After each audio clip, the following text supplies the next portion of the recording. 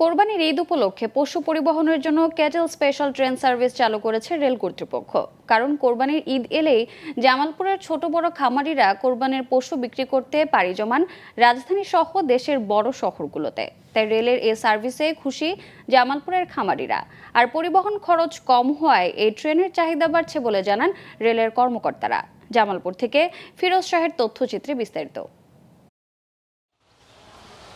2021 সাল থেকে জামালপুরে স্পেশাল ক্যাটেল ট্রেন সার্ভিস চালু করেছে রেল কর্তৃপক্ষ।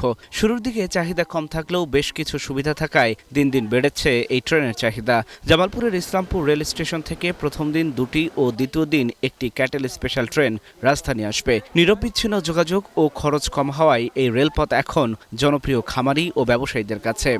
রেল দেওয়াতে ভালো হয়েছে, যাওয়ার সুবিধা আরাম হয়েছে। আগে গরু টাকে নিয়ে গেছি, চাঁদাবাজি সবকিছু নিছে।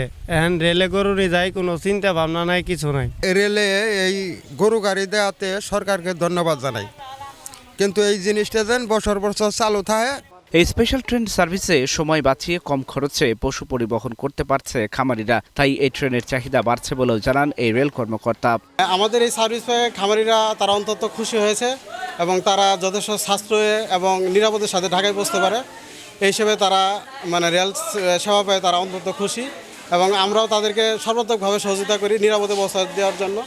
এবং এই সার্ভিস আমাদের ভবিষ্যতেও অব্যাহত থাকবে ইনশাল্লাহ। এবছর এই ট্রেনের প্রতিটি ওয়াগনের ভাড়া নির্ধারণ করা হয়েছে 8,000 টাকা, আর প্রতিটি ওয়াগনে নেওয়া হবে 16টি পশু। Global television news desk.